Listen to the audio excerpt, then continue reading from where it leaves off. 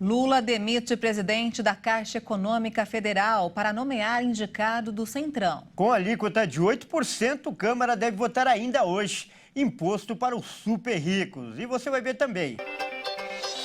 Polícia Federal realiza a 19ª fase da Operação Lesa Pátria e cumpre 5 mandados de prisão e 13 de busca e apreensão.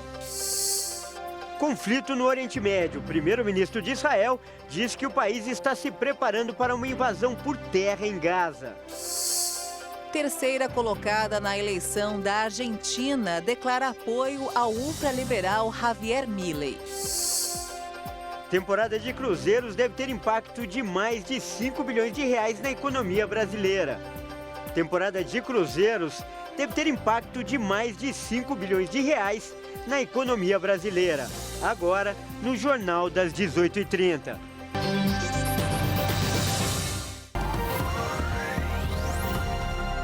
Olá, boa noite. São 18h33 pelo horário de Brasília. Olá, boa noite. E você acompanha a partir de agora as principais notícias do Brasil e do mundo desta quarta-feira. O governo federal demitiu hoje a presidente da Caixa Econômica Federal, Rita Serrano. O economista Carlos Antônio Vieira Fernandes será nomeado para o cargo.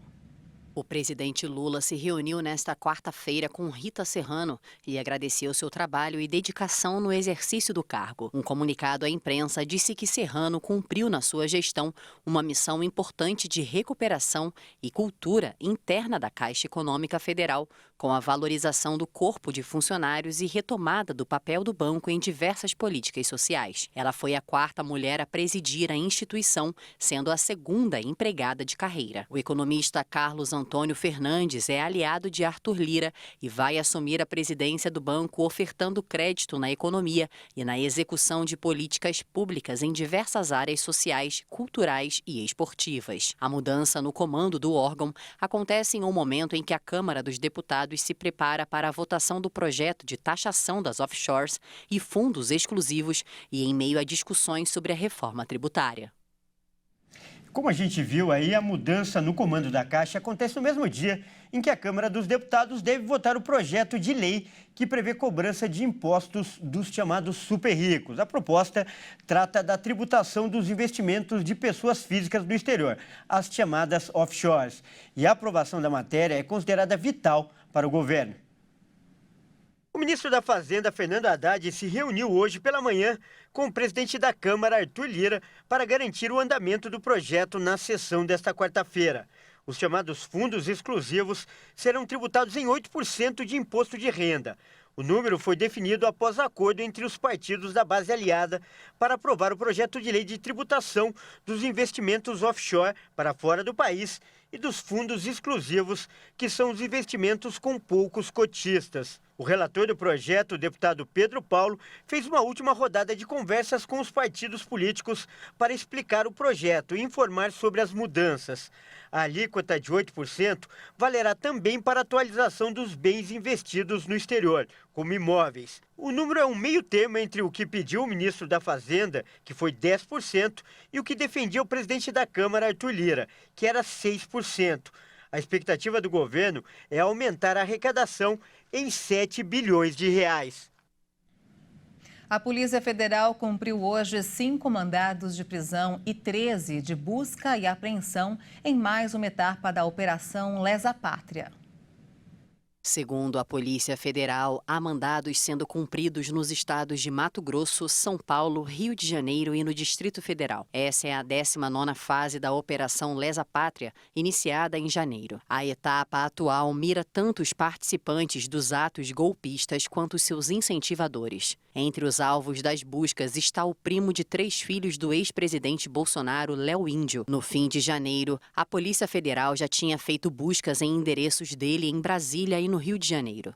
Léo publicou imagens em uma rede social em cima do Congresso Nacional e próximo ao Supremo Tribunal Federal, nas horas seguintes às manifestações. Os fatos investigados constituem, teoricamente, os crimes de abolição violenta do Estado Democrático de Direito, golpe de Estado, dano qualificado, associação criminosa, incitação ao crime, destruição e deterioração ou inutilização de bem especialmente protegido.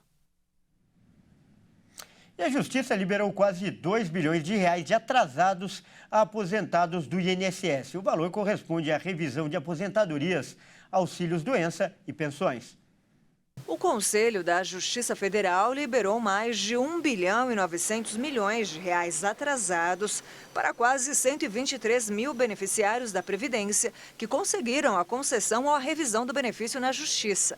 O valor corresponde a ações previdenciárias e assistenciais, como revisão de aposentadorias, auxílios-doença, pensões e outros benefícios de mais de 95.500 processos.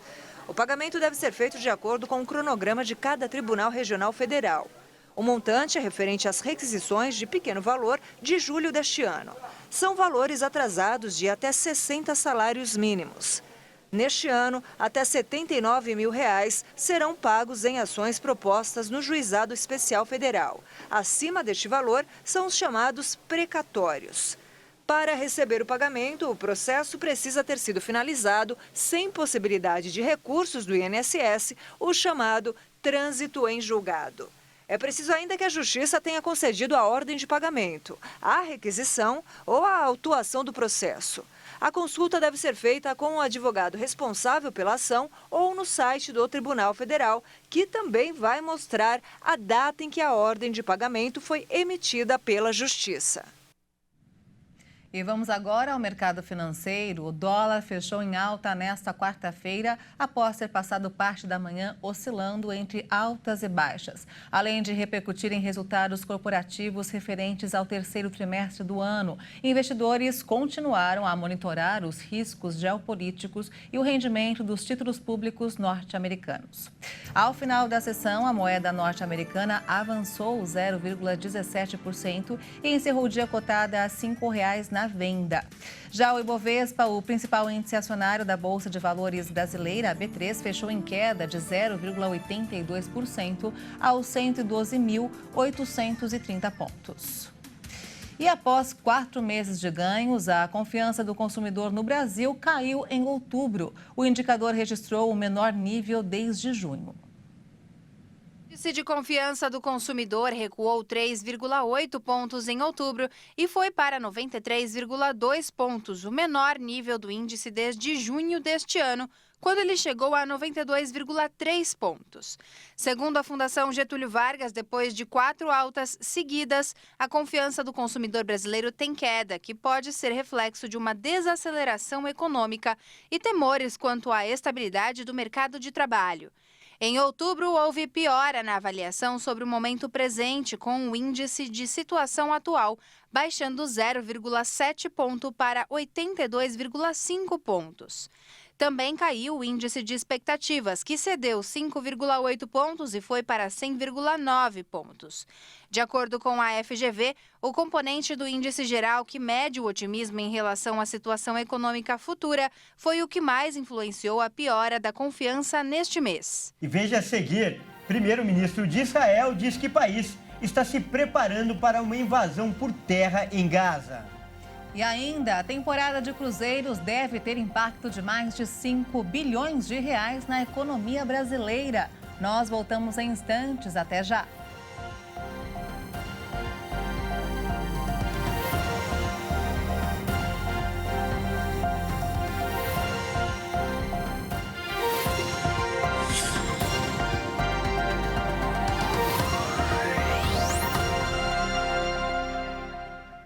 Estamos de volta, 18 horas e 45 minutos, pelo horário de Brasília. Olha só, o primeiro-ministro de Israel, Benjamin Netanyahu, fez um pronunciamento hoje e confirmou que o país prepara uma grande invasão terrestre a Gaza nos próximos dias. A data exata da ação não foi revelada por questões estratégicas. Benjamin Netanyahu afirmou que a invasão a Gaza é inevitável. O primeiro-ministro disse que não há nada que poderá deter Israel e que o Hamas receberá fogo. Netanyahu incentivou ainda os cidadãos israelenses a andarem armados e pediu aos civis palestinos para saírem do território. A decisão sobre quando o exército vai realizar a invasão terrestre será tomada pelo Gabinete Especial de Guerra do governo. Mas informações e detalhes sobre a operação foram mantidos em sigilo por questões estratégicas. Até agora, as forças israelenses vêm atacando Gaza por meio de bombardeios aéreos. Militares dos Estados Unidos orientaram Israel a evitar um ataque terrestre maciço. A ação poderia pôr em perigo reféns e civis e aumentar a tensão na região. Os norte-americanos sugeriram aos israelenses realizarem ataques aéreos de precisão e operações terrestres direcionadas. A resolução dos Estados Unidos sobre a guerra de Israel foi vetada hoje pela Rússia e pela China em votação no Conselho de Segurança da ONU, a Organização das Nações Unidas. Os Emirados Árabes Unidos também votaram contra a proposta, enquanto 10 membros votaram a favor e 2 se abstiveram. A proposta americana sustentava o direito de autodefesa de Israel e estabelecia pausas humanitárias, mas sem cessar fogo. E o secretário-geral da ONU, Antônio Guterres, afirmou hoje que foi mal interpretado após suas declarações sobre o conflito entre Israel e o Hamas no Conselho de Segurança da ONU. Por causa da fala de Guterres, o governo israelense, inclusive, suspendeu os vistos para funcionários da ONU no país. I am shocked by the misrepresentations by some. Estou chocado com as deturpações de algumas das minhas declarações no Conselho de Segurança, como se estivesse justificando atos de terror do Hamas. Isso é falso, foi o contrário. This is false. It was the opposite. Ao discursar no Conselho de Segurança na terça-feira, Guterres denunciou as claras violações do direito humanitário internacional em Gaza e disse que era importante reconhecer que os ataques do Hamas não aconteceram no vácuo, já que os palestinos foram sujeitos a 56 anos de ocupação sufocante. As afirmações enfureceram Israel. O ministro das Relações Exteriores israelense, Eli Cohen, cancelou uma reunião com o secretário-geral. O embaixador de Israel nas Nações Unidas, Gilad Erdan, pediu a renúncia de Guterres. Militantes do Hamas invadiram Israel em 7 de outubro e mataram pelo menos 1.400 pessoas. Desde então, o exército israelense bombardeia a faixa de Gaza, enclave governado pelo movimento islamita. Segundo as autoridades locais, mais de 6.500 palestinos, principalmente civis, foram mortos na retaliação. E vários postos de gasolina na faixa de Gaza foram forçados a fechar por falta de combustível, que está prestes a acabar na região ocupada por Israel. De acordo com a Organização Mundial da Saúde, meia dúzia de hospitais no enclave palestino tiveram que fechar pela falta de combustível.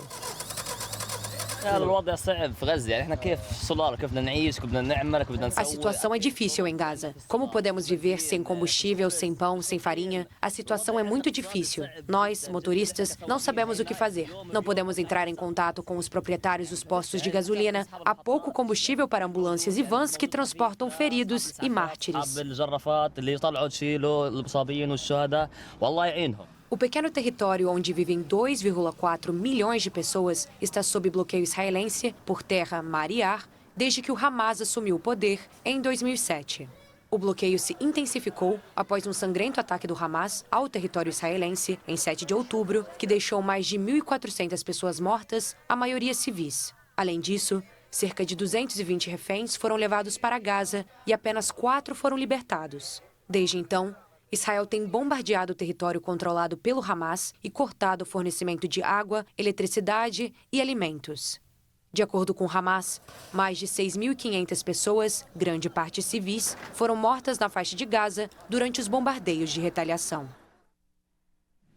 E na Argentina, a candidata a presidente derrotada no primeiro turno, Patrícia Bullrich, anunciou que vai apoiar o libertário Javier Milei no segundo turno. A disputa contra o candidato peronista Sérgio Massa acontece em 19 de novembro. O anúncio foi feito pela própria ex-ministra da Segurança do governo de Maurício Macri, em Buenos Aires. Com Javier Milei temos diferenças. Temos nossas diferenças com Javier Milei, por isso competimos. Não as escondemos, mas estamos diante do dilema de optar pela mudança e acabar com essa desgraça, ou optar pela continuidade da máfia. A maioria dos argentinos escolheu a mudança e nós representamos uma parte dessa mudança. A maioria dos argentinos eligiu cambio. Nós representamos parte desse cambio. Terceira colocada no primeiro turno, com quase 24% dos votos, Buric esclareceu que não falava em nome de sua formação, o Partido Proposta Republicana, nem da coalizão Juntos pela Mudança, integrada também pelos social-democratas da União Civil Radical e da Coalizão Cívica. A política acrescentou que era preciso não ser neutro diante da continuidade do kirchnerismo através de Massa e que seu apoio não significa um pacto para um eventual governo. Após liderar as primárias de agosto e ser apontado como favorito até mesmo para uma vitória em primeiro turno, Milei somou 30% dos votos e ficou atrás do atual ministro da Economia, Sérgio Massa, representante do peronismo governista, que alcançou 36% da preferência dos argentinos. Com ventos superiores a 200 km por hora, a tempestade Otis, no Pacífico Mexicano, se tornou um furacão de categoria 3. A escala vai até 5. O Centro Nacional de Furacões dos Estados Unidos, o NHC, afirmou que a previsão é que Otis ganhe força adicional e se torne um furacão de categoria 4, extremamente perigoso, quando seu olho atingir a costa, na madrugada desta quarta-feira. O fenômeno estava a 185 quilômetros de Acapulco, um dos principais destinos turísticos do México. O governo do estado de Guerreiro, onde fica Acapulco, suspendeu as aulas e adiou a apresentação de um relatório anual de gestão para focar nos trabalhos de prevenção. Autoridades da Defesa Civil percorriam os locais que serão habilitados como abrigos. Militares patrulham as áreas próximas da costa de Acapulco. E chegou a hora da gente falar de futebol, né, Mariana? É isso mesmo. E Leonardo Félix está aqui para falar da rodada deste meio de semana do Brasileirão, que pode aí trazer mais emoção para o campeonato. Boa noite, Léo. Boa noite, Léo.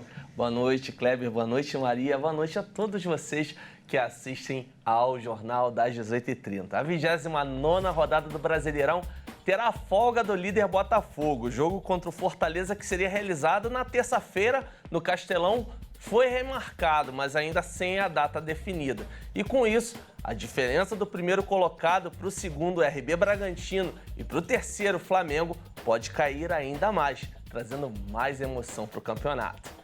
O Massa Bruta encara daqui a pouquinho, às 7 da noite, o Atlético Mineiro em Bragança Paulista e pode ficar a apenas 4 pontos do Glorioso. Já o rubro-negro carioca enfrenta o Grêmio em Porto Alegre às 9h30 em busca da terceira vitória sob o comando de Tite para ficar a 6 pontos do líder. E nas demais partidas segue a luta pelas vagas na Libertadores e pela fuga da zona de rebaixamento. Daqui a pouquinho, às 7 da noite, tem Fluminense e Goiás no Raulino de Oliveira. O Flu quer subir para o G6 e o Esmeraldino quer sair do Z4. No mesmo horário, jogam Atlético Paranaense e América Mineiro na Liga Arena. O Furacão vem bem e quer mais no Brasileiro. E o Coelho é vice-lanterna. Às 8 da noite, tem clássico Choque Rei no Allianz Parque, entre Palmeiras e São Paulo. Os dois times buscam a segunda vitória seguida para marcar a recuperação. Também às 8, confronto direto para se afastar do Z4, entre Cruzeiro e Bahia no Mineirão. Mineiros e baianos venceram na última rodada, mas ainda estão ameaçados. E em situação difícil na tabela, o Corinthians pega fora de casa, na Arena Pantanal, o Cuiabá, que está mais tranquilo, em 11º lugar na tabela. E mais 2 partidas fecham a rodada na quinta-feira. Às 7 da noite, Vasco e Internacional em São Januário e Santos e Curitiba na Vila Belmiro às 9h30. É isso aí, eu fico por aqui. Boa noite a todos. Com vocês, Kleber, Maria Alice. Léo, na verdade, olha só, você não vai embora ainda. Saindo aí um pouco do futebol, verdade, não é verdade. Hoje tem mais Leonardo Félix. Tem mais, tem mais. certeza. Conta pra gente, você esteve em Santos aí pra falar sobre a temporada de cruzeiros, é isso mesmo? É verdade, é verdade. Inclusive, uma temporada que vai movimentar bastante a economia brasileira, não é isso, Léo? E isso, Kleber. A expectativa é que, com quase 7 meses de duração, essa temporada 2023-2024 supere os números do ano passado. Segundo a Associação Brasileira de Cruzeiros Marítimos, a CLIA Brasil, devem ser ofertados mais de 877 mil leitos. O setor deve criar mais de 80 mil vagas de emprego no país, além de gerar um impacto de cerca de 5 bilhões de reais na economia brasileira. E isso se deve aos gastos das companhias marítimas, dos tripulantes e dos passageiros nas cidades de embarque e desembarque e naquelas que recebem visitas. Com isso, serão beneficiados setores como o comércio varejista, com as despesas com restaurantes, compras, presentes, alimentos e bebidas, além do transporte antes e após a viagem, passeios turísticos, transporte nas cidades visitadas e hospedagem antes ou após o cruzeiro. A partir de 25 de outubro até 7 de maio de 2024, 9 navios partirão dos portos de Itajaí, Maceió, Rio de Janeiro, Salvador, Santos e Paranaguá. No total serão 19 destinos, entre eles Angra dos Reis, Balneário Camboriú, Fortaleza, Ilhabela, Ilhéus e Recife, além de Buenos Aires, na Argentina, Montevidéu e Punta del Este, no Uruguai. Segundo a CLIA Brasil, esta temporada reforça o retorno do país como rota de importantes companhias marítimas internacionais, com 35 navios de longo curso, que foram paradas em 45 destinos localizados em 15 estados brasileiros, como Bahia, Ceará, Rio de Janeiro, Rio Grande do Sul e São Paulo. A expectativa da CLIA Brasil para 2023-2024 é de novo recorde, após o resultado positivo do período anterior, a maior temporada dos últimos 10 anos. Em 2022-2023, foram 802 mil passageiros. Olha, eu ainda não tive essa oportunidade. Você, Kleber e Maria Alice, já viajaram de cruzeiro, não? Eu já viajei, já tive. Eu já também. Aliás, além das belíssimas paisagens, a gente come bastante, Léo. É verdade. Já fica a dica aí. E já ficou. E a próxima temporada, então, promete, né, Léo? Pelo que você falou, vai ser. Com certeza, é bom a gente fazer as economias aí, né? Tá certo. Léo, muito obrigada, então, pela sua participação, viu? Uma boa noite pra você. Até a próxima. Boa noite a todos. Muito obrigado, Léo. É isso aí. E o Jornal das 18h30 fica por aqui. Uma ótima noite para você. Obrigada pela sua companhia, uma boa noite para você e até amanhã. Tchau.